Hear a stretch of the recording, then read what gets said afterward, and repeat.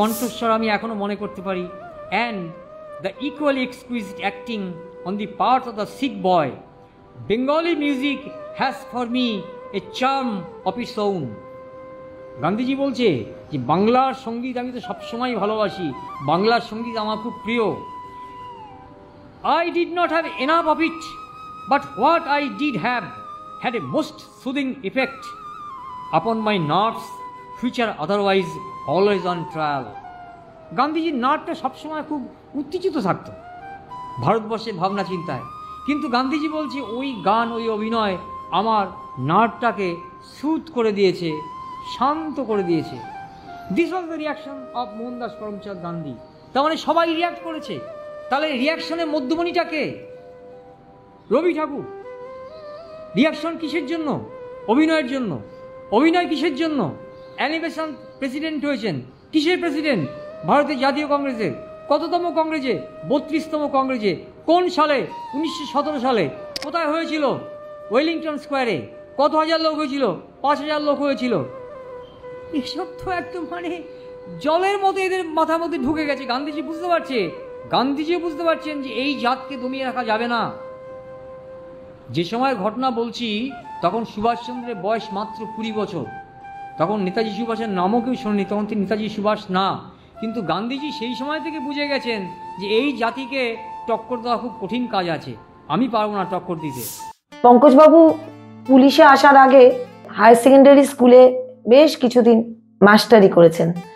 পড়াশোনার প্রতি ওনার একটা অসম্ভব ঝোঁক ছিল এবং প্রত্যন্ত গ্রাম থেকে, এখন যেটাকে দেগঙ্গা বলেন তার থেকেও একটু দূরে, অম্বিকানগর বেড়াচাপা অঞ্চলের একটি প্রত্যন্ত গ্রাম থেকে বারাসাত গভর্নমেন্ট কলেজ এবং তারপরে ক্যালকাটা ইউনিভার্সিটি, এবং তারপরে ক্যালকাটা ইউনিভার্সিটি পড়া শেষ পরে উনি বেশি রাত্রে কলকাতার ভবনসে কিছুদিন সাংবাদিকতার চর্চাও করেছেন, অর্থাৎ ডিগ্রি।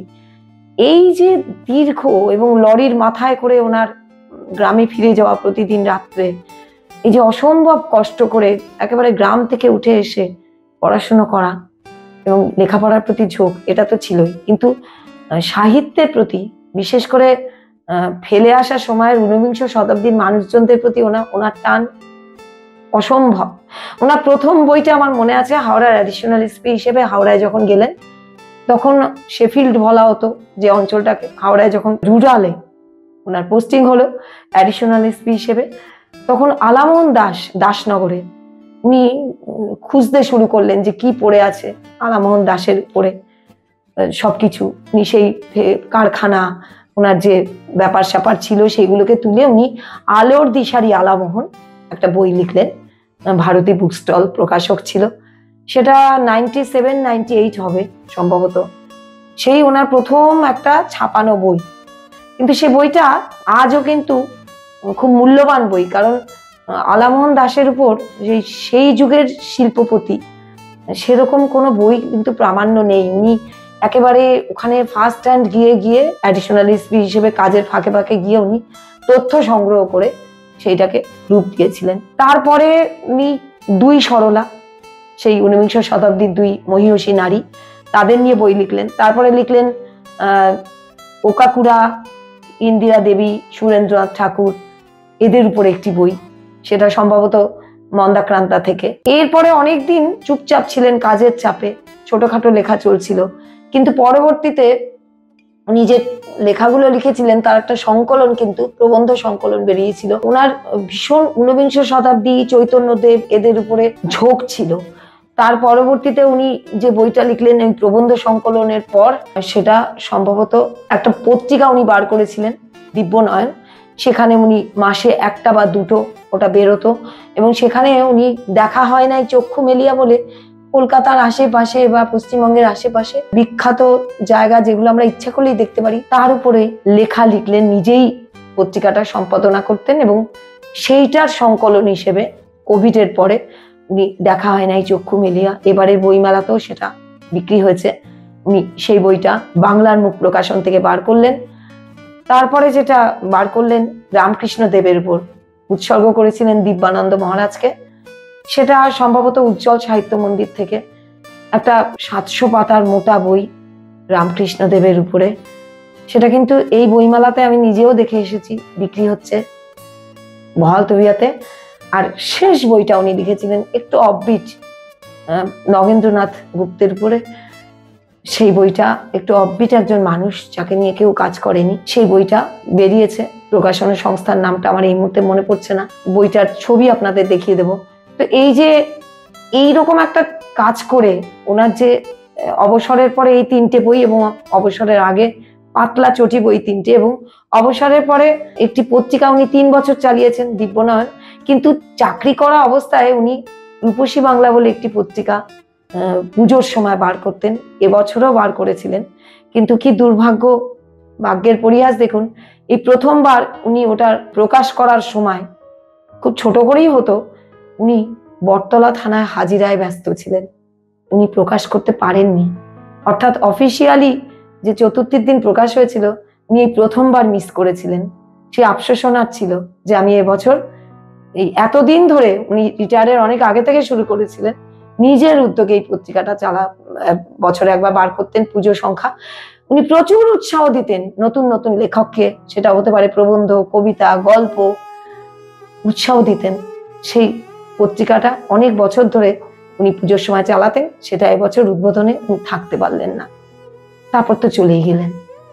তো এই যে সাহিত্যের প্রতি ওনার যে একটা অসম্ভব অনুরাগ, এবং কি করে উনি সামলাতেন সেটা তো আমি দেখেছি। উনি কখনো টেলিভিশনে বসছেন আর তার ফাঁকে ফাঁকে লিখে যাচ্ছেন, পাবলিশারকে পাঠাচ্ছেন।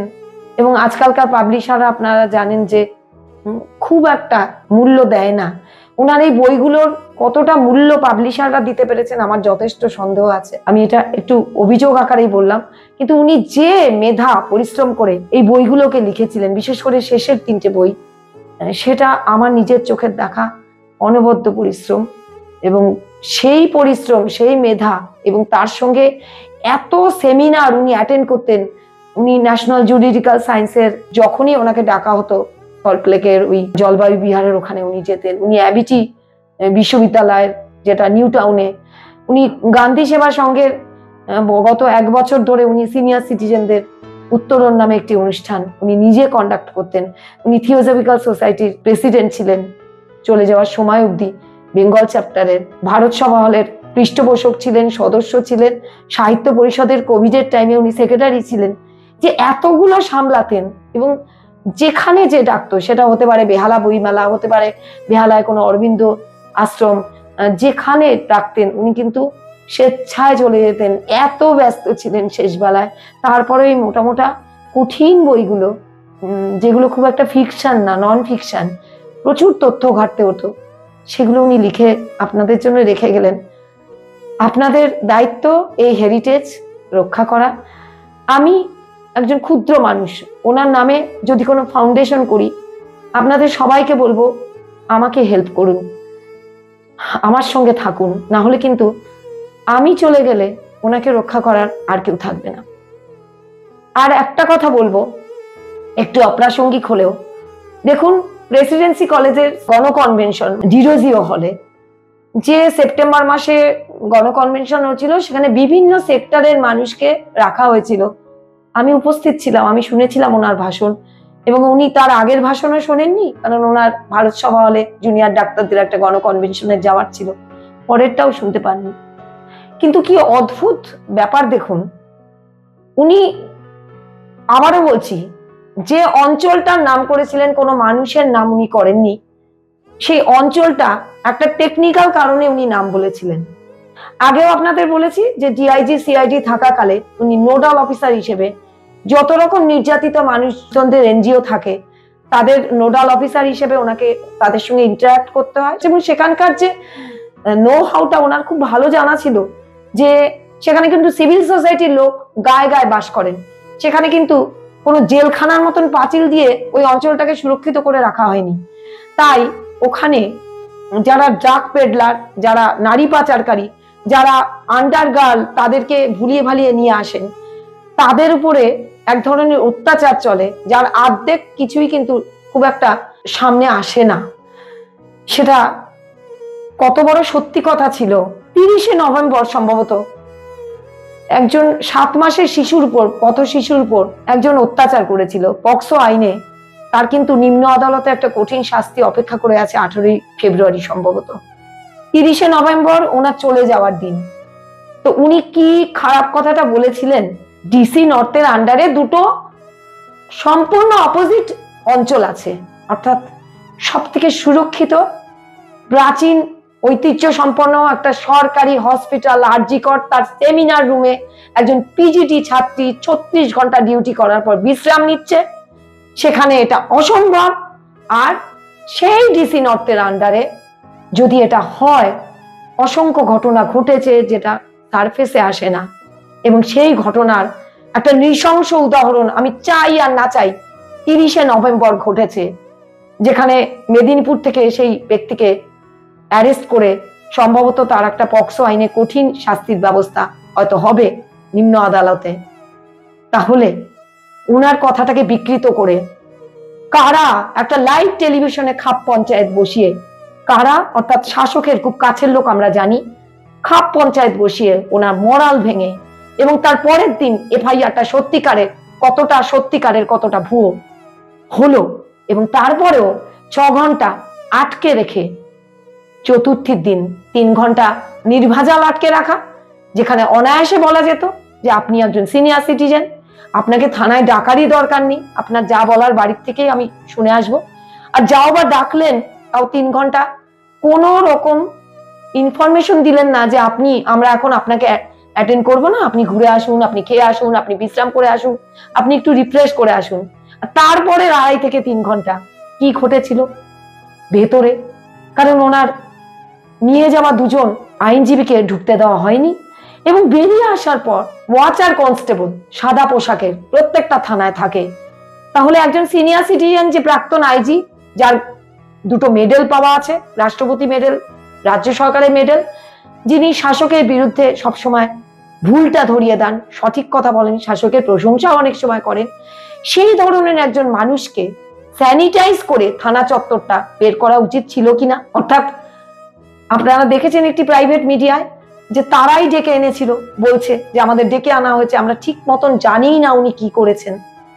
তাদের ডেকে এনে একটা অস্বস্তিকর পরিবেশ, আমি আজকের দিনে আর বলতে চাই না কিসের মালা তার পরানোর চেষ্টা হয়েছিল, এবং একজন সিনিয়র সিটিজেন, একজন সম্মানীয় ব্যক্তি, সমাজের কাছে যার প্রচন্ড সম্মান, তাকে একটা সেন্সিটিভ মানুষকে আঘাত দেওয়ার পক্ষে এই ব্যবস্থা যথেষ্ট কিনা। অর্থাৎ পুলিশের অতি সক্রিয়তা, এবং কোথাও কোথাও পুলিশের চোখ বন্ধ করে থেকে অতি নিষ্ক্রিয়তা, এবং পুলিশ যখন শাসকের কথায় উঠে বসে তখন বোধহয় এরকমই হয়। আর এরকম হয় বলেই কাউকে গুলি করে মারার নিদান দেওয়া হয়, আর গুলি করে মারার নিদান দেওয়ার পর কিছু সেন্সিটিভ সম্মানীয় মানুষের ব্রেন হ্যামারেজ হয়ে চলে যাওয়া, অভিমান করে আমার মতন মানুষকে একলা ফেলে যাওয়া। আপনারা একটু ভেবে দেখবেন। ধন্যবাদ। আমি ভাইব মোর দেয়া তোরে ঘাটে গো, যখন পুতবে না মোর পায়ের চিহ্ন এই ঘাটে।